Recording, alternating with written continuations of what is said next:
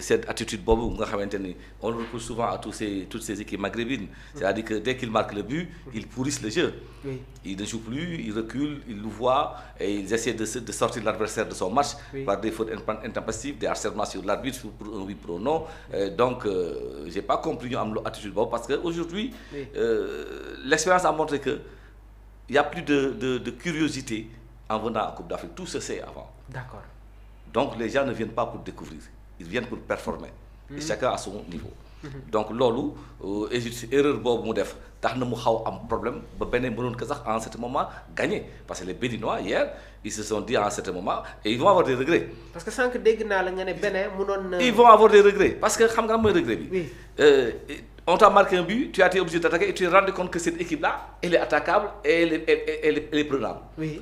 S'il l'avait fait au départ. Je peux comprendre un round d'observation qui te permet de jauger, voir comment contenir et neutraliser cet adversaire. Mais après le round d'observation qui prend peut-être 5 bonnes minutes tout au plus, il faut se mettre à l'évidence. C'est un combat. Il faut se battre pour s'en sortir.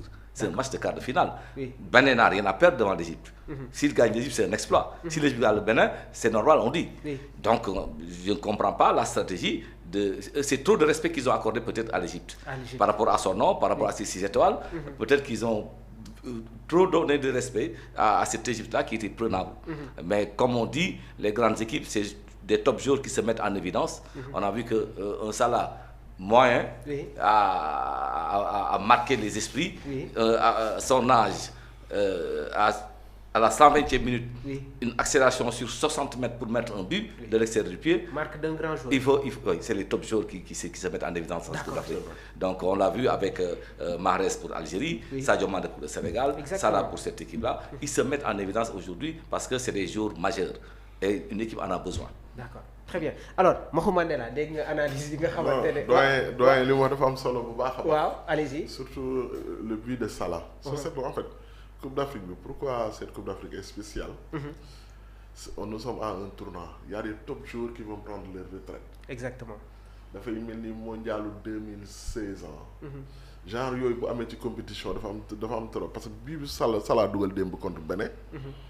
mooy jour bi Sénégal bi Sadio Mané dugaloon contre Burkina. sa équipe moo ngi subir. loolu tamit dafa baax trop ci joueur. Oui. sa équipe moo ngi subir. Tu as une seule occasion pour tuer le match, tu tues le match. Ouais. Parce que ci arrêt de jeu yi équipe bi du ñëwaat. waaw nga benn doo ko am ñaari yoon. contre attaque yooyu boo ko amee parfois tamit suñu équipe bi loolu la ñuy reproché ñun Sénégal. li ñuy reproché mooy parfois. manque de réalisme. non équipe dafay am moment bu muy subir am moment bu muy dominer. D'accord. équipe yu mag yi nag moment bu ñuy dominer la ñuy rey match bi. dañuy rey match bi. mais li doyen wax pourquoi mu am solo mooy. gis na ne Égypte bi. bu bokkul ak Égypte yu njëkk yi. mooy lan bu commencé si biir match la dina encaissé. maanaam solidité défensive bi ñu leen xamee woon gisuñu ko. Ils perdent de sérénité. C'est vrai. Ils n'ont plus cette solidité. Ensuite ils ont perdu de sérénité parce que am na loo xamante ni mooy li nga xamante ne joueur dañ siy jàngat.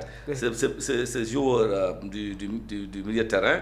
qui récupère une balle et à presque 2 mètres de la ligne médiane. Et se débrouille pour aller chercher son gardien de but. Malgré l'appel de l'excentré, l'appel de latéral, la sollicitation de son arrêt central, il dit non, je le mets pour le gardien de but. Et le gardien de but, il le connaît, il sait qu'il n'est pas bon des pieds. C'est vrai.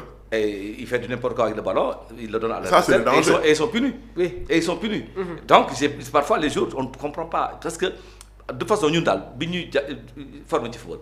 Moi, daf ñu wax, tu ne peux pas gagner 20 mètres et reculer. C'est vrai. Parce que l'espace est cher. C'est L'espace cher à conquérir. On cherche des circuits, on travaille pour progresser. Et sur une centaine de mètres, il faut arriver dans le but adverse. Tu ne peux pas te permettre de gagner 50 mètres et de reculer encore. Il lui disait que c'est de l'anti-football. Ce qui se passe aujourd'hui, les gens, bon, on parle de possession, c'est vrai. Mais lui, il disait qu'il fallait confisquer le ballon. Et quand on le confisque, ce n'est pas pour se le donner à la baballe. C'est pour progresser et trouver des failles dans l'équipe. Mais doyen, li nga wax ni dafa am solo. Doyen, gis nga ne le football maghrébin, loolu moo tax mu commence de reculer. Parce que ñoom la plupart du temps la ñu daan gagner les pays africains mooy. c'est-à-dire dañu amoon une bonne expérience défensive. te en plus dañu mën tricher. boo leen mënee rek. football bi dootul développé. Exactement. mais léegi boo amee ay joueurs d'expérience ñoo xamante ni dañoo dem Europe gis jouer des grandes compétitions. c'est-à-dire yow bu ñu commencé gis ci yow c'est comme un boxeur bu commencé gis faiblesse ci adversaire am rek. day xam da koy ñeme. il est en danger. exactement donc ñun soo seetloo Maroc ça s'est passé la même chose. Tunisie moom loolu yóbbu na ko. exactement Égypte tamit la même chose. soo seetloo. ñoom la ñu daan ma 94 bi ñuy gagné Sénégal.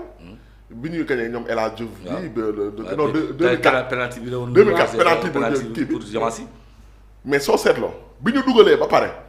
football ba yàqu na. noonu la ñu daan def. mais pas aussi loin sax contre l'Algérie en finale. waaw plus de 2-3 minutes systématiquement ils font des fautes. dañoo dugal pare yàqu n'avaient pas de capacité de conversion. systématiquement dès que c'est naturel ils font une faute. kase ba wax fii. kase rythme mais ça ne passe plus. ça ne passe plus loolu tamit doy def ci wax lu am solo loolu mooy problème boobu noonu assise défensive boobu boo amee parce que football moom. la plupart du temps. c'est celui qui marque le plus de buts qui gagne. exactement mais mënoo tamit toog di loolu mën nga ciy gagner yenn kii yi. moo tax tout le temps que damay wax ne il y a un système de football xam nga et puis les gens di xaar ñu jiitu la wala ñu doon ngay réagir. mën nga bañ ñëwaat. c'est pas prudent pour moi. c'est pas prudent. Le football restera toujours un jeu d'attaque quand on a le ballon on a fait un bon usage. d'accord doyen damay dese nii ak yow ba tey. Nigeria démb doon joué ak Mozambique donc Nigeria gagné sur le score de 4-0 grâce à des buts de Ademola Lookman un doublé de Victor Osimhen à la 25e et 47e minute de jeu bi ñu demee ba à la 75e Adams dugal le 4e but du Nigeria équipe boo xamante ne lu ñuy wax ci ñoom bëriwul mais sànq dégg naa la nga ne attention on ne parle pas de waaye nag seen armada offensive bi nga xamante ne ñu ngi koy wane depuis le début de la compétition na leen gars yi bàyyi xel soo ñu doon indil une analyse sur les Super Eagles les appréciations doyen. xam nga damay wax souvent ni apprécier une équipe. oui di nga am ñetti pàcc. yooyu lire pour xam ndax équipe bi taxaw na wala taxawul. oui am na pàcc boo xamante ni mooy équipe bi. ndax am na possibilité def ay séquences de jeu yu koy jural but pour travailler le but probable. ñaata la ci am ñaata la ci dox. nga xool après ci séquence yooyu. le lien entre les différentes lignes. mi ngi dox normalement nga ne équipe bi de am na lu muy indi même boo ko mënee mën na ci un moment ou un autre def faire mal. d'accord après nga jël beneen pàcc bi nga ni est-ce que secteur de jeu bi ngay lire mooy de la défense. à l'attaque en passant par le milieu. nan la fa comporté woo. nga gis ni Nigeria dans le secteur défensif. ils gagnaient tous les duels. ils faisaient de bonnes relances. ils servaient leur milieu de terrain. leur milieu de terrain prenaient les intervalles ñu leen fay jox dans les bonnes conditions. donc cette défense là non seulement gagner ces duels mais participer à l'organisation du jeu. en faisant de bonnes relances. nga ñëw si lecteur toujours milieu de terrain bi. milieu de terrain bi est-ce que ñu ngi arriver à tenir de bonne à faire la différence. en cassant des lignes en pourvoyant leur attaque de possibilité de marquer c'était le cas parce que Iwobi les passes qu'il réalise dans la verticalité pour aller loolu man je pense que si Coupe d'Afrique bi benn militaire defagul na moom en termes de réalisation de bonnes passes qui casse les lignes. Alex Iwobi donc ba pare dans les duels aussi au milieu de terrain il les gagnait. il faisait la différence. il créait la supériorité. arrivé en attaque Eric Chell a eu l'intelligence de replacer Lookman comme un numéro 10 traditionnel qui occupe le couloir central, qui maîtrise le ballon et qui a la possibilité de marquer, de faire marquer. Et les attaquants prennent le dessus sur les défenseurs adverses. Ils réussissent à centrer, ils réussissent à frapper. Donc dans cette équipe-là, vous voyez que sur les deux formes de lecture, séquence sectorielle, elle est dominante. Donc il y a une bonne structuration. C'est la dernière forme de lecture, la lecture structurelle. D'accord. Donc c'est cette lecture qui te permet de dire que structurellement, qu'est-ce qu'elle nous amène cette équipe-là. Parce qu'en termes d'animation, le système, il est indicatif. Mais dans l'animation, la ñuy wax ndax système bi dox na wala doxul. dama la dégg ci benn analyse doyen nga ne formation yi c'est juste un point de départ ce qui est important mooy la manière dont les joueurs se déplacent et interagissent à l'intérieur de cette structure ñu gis équipe bi di Nigeria par moment au niveau du milieu de terrain c'est comme si c'est un schéma en losange c'est-à-dire Iwobi ci benn côté bi Onyeka ci beneen côté bi Ndidi comme sentinelle et Lookman mooy nekk benn électron libre soo ñu ko doon décrypter doyen.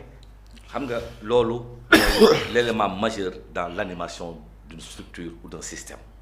te Nigeria pourquoi moo arrivé am animation boobu c'est regarde bien ce qu'ils font les milieux de terrain jouent ensemble. c'est-à-dire que ta position initiale elle est peut-être relayeur droit. Mais si on joue à gauche, tu vois tout de suite le relayeur droit devient un numéro 8.